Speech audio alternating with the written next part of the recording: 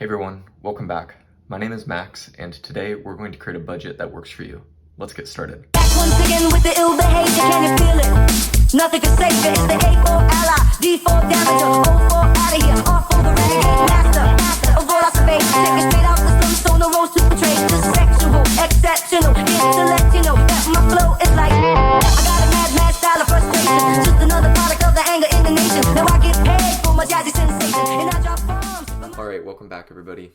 Thanks for watching today. If you like the video, make sure to leave a comment, subscribe, and like the video. Alright, let's get started with the budget. So on my screen here, you can see that there's an Excel spreadsheet that I have pulled up, and I'm going to walk through every stage of this so that it makes sense. But before you really dive into this, I want you to know kind of my philosophy behind this budget. One, it's a little bit more of a hands-on budget, meaning that you're going to be checking in with it frequently and you're going to be in touch with the money that you have. And this is by design. I want it to be a little bit more work, and I don't want it to be completely automated.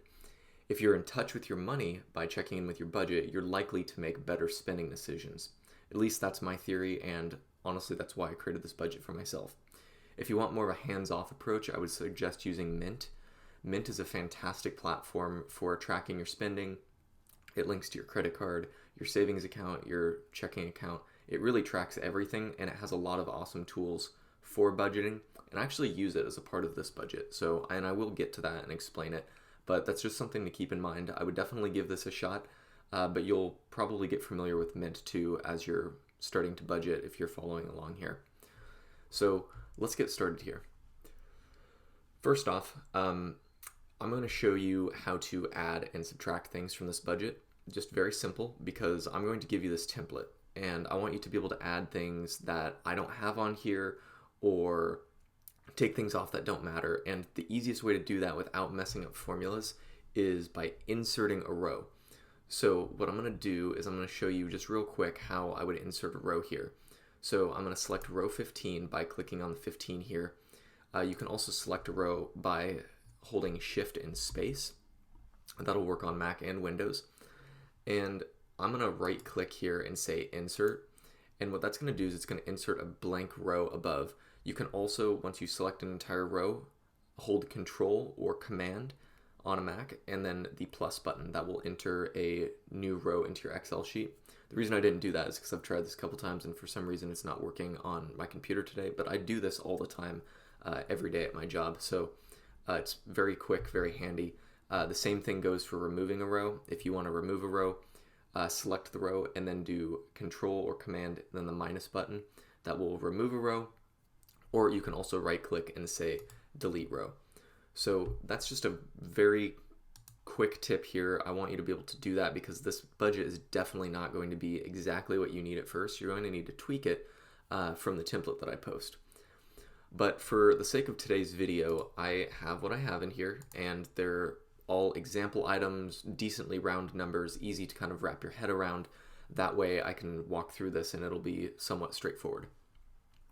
So I'm going to show you what each part of this budget does and how you would enter your own items and what they would be for.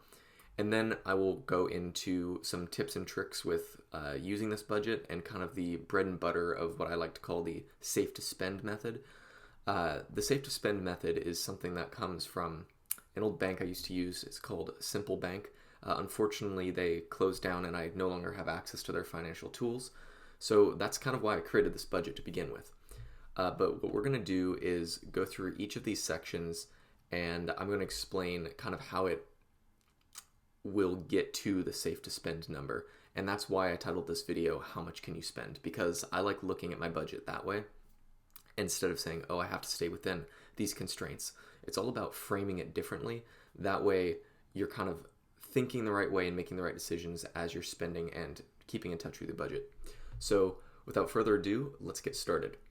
The first section I want to show you here is the orange section. And the orange section is what I like to call milestone expenses. So these are things like your car insurance, your car tabs, maybe a Costco membership. These are things you know they're going to happen, you know when they're going to happen, you know how much they're going to cost.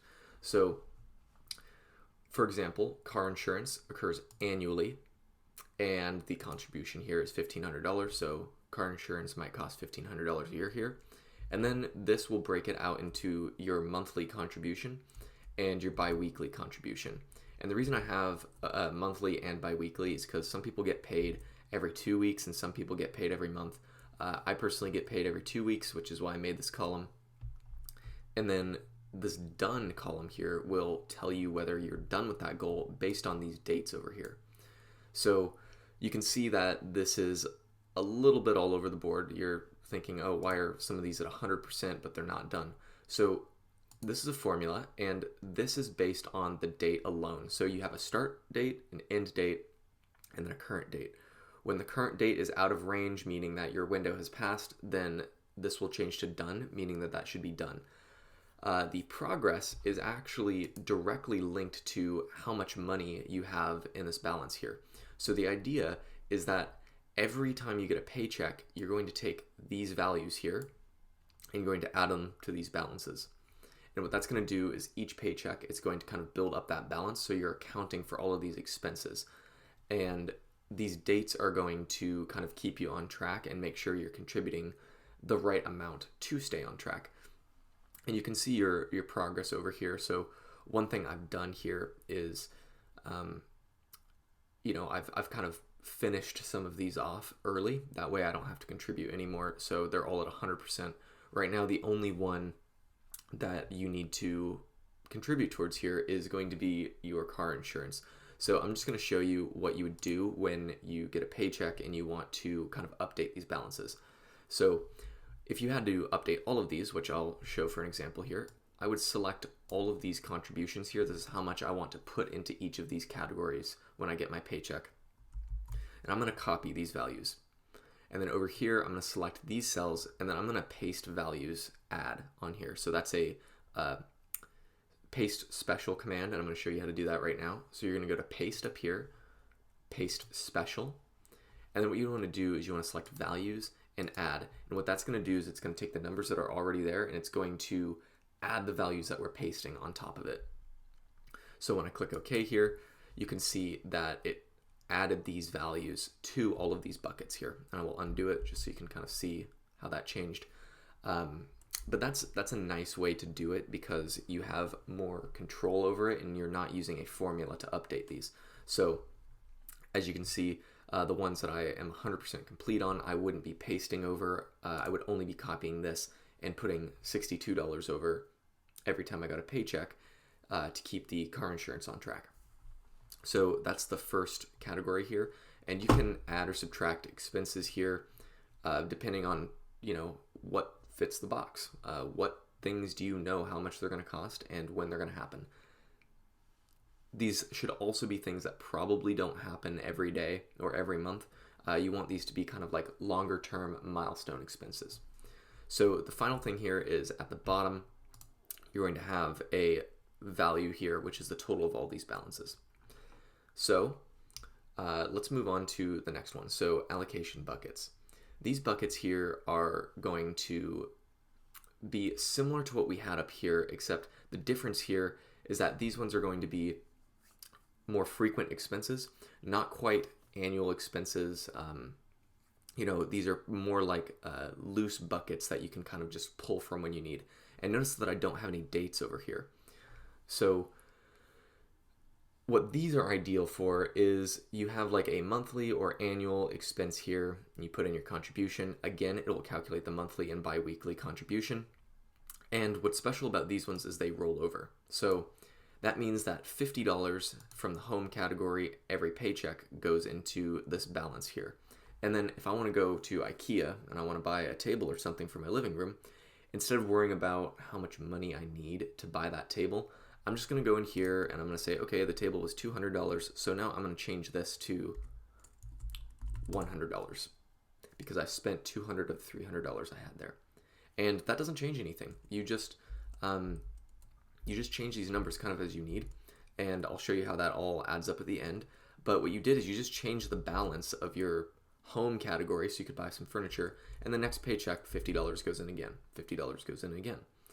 This is kind of a nice method for keeping money available for expenses that might occur. And again, these should be things that you're okay updating manually, not like the grocery store or gas where that sort of thing might happen on a daily basis even for some people, and you don't want to have to log in and update your spreadsheet every single time. So these are things that, happen occasionally, so that way you can come in here and update them.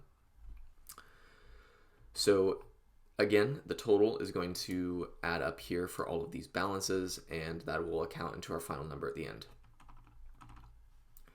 These last two sections here are a little different from the first, and what I'm actually going to do is split this video into two parts because I don't want to string you along here too far past the 10-minute mark. So what we're going to do is, in the next video, I'm going to show you this green block here, and that's where we kind of go into Mint and we set up our expenses and link it to our bank account, and then we're going to pull numbers from there, and then that's what's going to populate the rest of these cells, and then we'll finally get to the end where we get our safe to spend number. So I'll see you in the next video.